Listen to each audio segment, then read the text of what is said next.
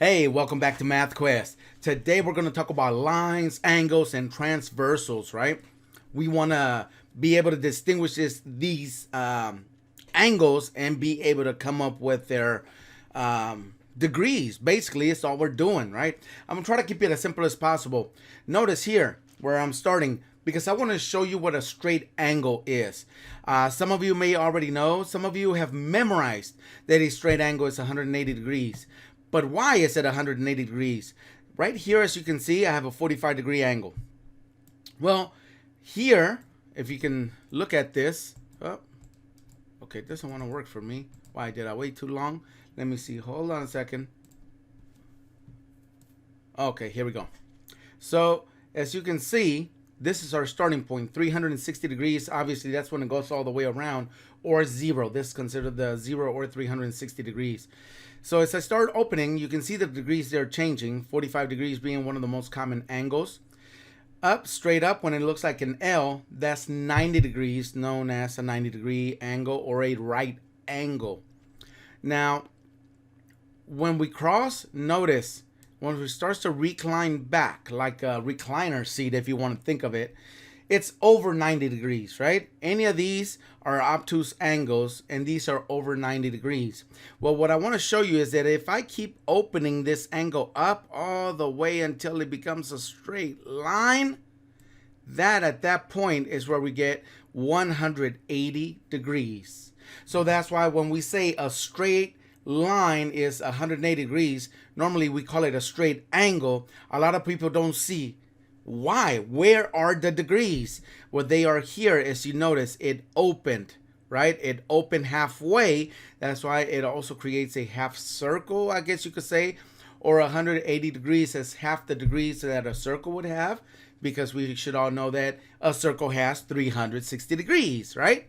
So this is what I wanted to show you, why a straight angle had 180 degrees. Okay? Hopefully that helped you there. Now, let's move on to the lesson, which is somewhere around here. Magic. All right, what we have here is two parallel lines going straight across. They will never touch. That's why it makes them parallel. They're parallel to each other, right? And then notice this other line. If I take a line and just put it across here, this is my transversal, okay? Remember that. In fact, you might want to be writing this stuff down. So here we are. Transversal, that's this line right here, and then parallel lines. Go ahead and pause the video so you can write this down. Now, what we're looking at is the angles that are created here by the transversal crossing these two parallel lines. So we have angles here. Let me grab a pen here. In fact, let me do it in a different color so you can see it. So we have this angle here, right? And this angle here, okay? Can you see that? What did I actually just create? Didn't I create a half a circle? Hold up. Did I create half a circle? If I did, this must mean that this angle right here plus this angle right here should equal 180 degrees. For now, let's just label it angle 1 and angle 2. So this would be true that if I said angle 1 plus, well, actually this is how you write angle 1 plus angle 2 equals 180 degrees. Huh? Okay, that's fair enough. So how can I find the angles of all of these, the degrees of all of these angles? Well, simply, they have to give us one of them, at least one of them, then we can find the rest. So let's say, for example, that they gave me this one in here, and that one looks more than 45, less than 90. So we're just gonna say that angle 1 is 80 degrees. Okay, simple enough. Now, there's a lot of information that we have right now. Right now, we know that angle 1 plus angle 2 equals 180 degrees. So to find angle 2, I can simply do 180 degrees minus 80, and that would give me the measurement of angle 2, which is 100 degrees. Simple enough. That's why it's important to know 180 degrees for a straight angle. Also, another thing is that this right here and the angle right here are corresponding angles, okay? These angles both equal the same measurement. So if I know that this one's 80 degrees, then this one is 80 degrees. So if this one here is 100 degrees, that means this one here is 100 degrees. Does that make sense? All right. So in that case, since we already said this top one here is 100, then that must mean that this one is 100. And of course, this one must be 80, because we know that 100 plus 80 gives me the degrees of a straight angle, which is 180 degrees. Does that make sense? I hope so. Now this exterior angle right here is the same as this interior angle here. Okay, these are corresponding angles here, this one and this one. So therefore, if that's 80, then that means that this one is 80. And again, these are alternate interior. Alternate interior angles are also congruent or equal to each other. So therefore, if these two are 80, that means that this one and this one are 100. Okay. Now I want to slow down here a bit, and notice I said alternate interior angles. You might want to write that down. Alternate interior angles. Alternate, with my sloppy writing here. Alternate interior angles. Okay.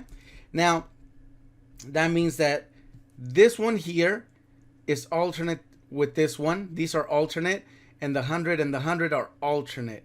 Okay. Hopefully that helps you to understand it. Now that means here the exterior. Okay. This is an exterior angle. What is this alternate exterior?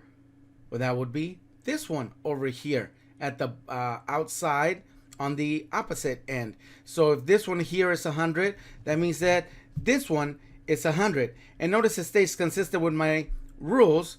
That was a big degree symbol. It almost looks like another zero, but that's a degree. And here, as you can see, if this is 100, this is 100. So they are matching up. This one here, 80, matches up with the exterior out here. And of course, with this one here, they're alternate angles. Okay, 80 degrees. Does that make sense?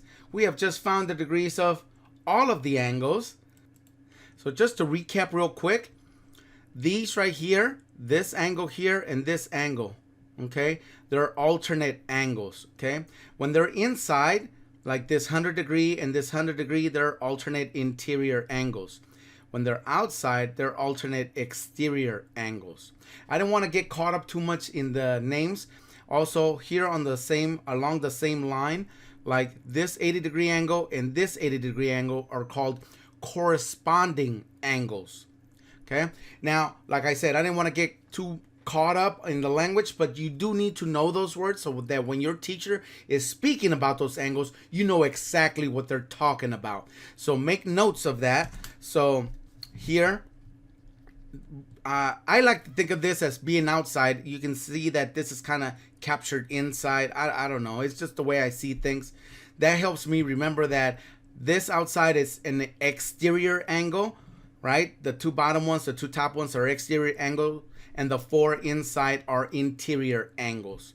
Then from there, they're just alternate interior angles. So 80 and 80 and 100 and 100 are alternate interior. And outside are the 80 and the 80, the 100 and the 100. Normally they're all labeled. So like I began to label those as 1 and 2 here, 1 and 2. That would mean that this is probably 3, this is 4, this is 5, this is 6, this is 7, this is 8. I've seen them also labeled as 1, 2, 3, 4. When 1, 2, 3, 4 going counterclockwise. Doesn't matter. Just pay attention to whatever angle number they have. The purpose is, can you find the degrees of each angle? All right. So hopefully this gets you started in your geometry lessons. If you can learn this basic one, then you'll be able to learn the one when they add another line going across this way. And now you need to find the measurement of more angles. Stay tuned for the next video because it's going to include that other transversal line. All right. Hey guys, thank you so much for watching, and I'll see you next time on Math Quiz. Goodbye.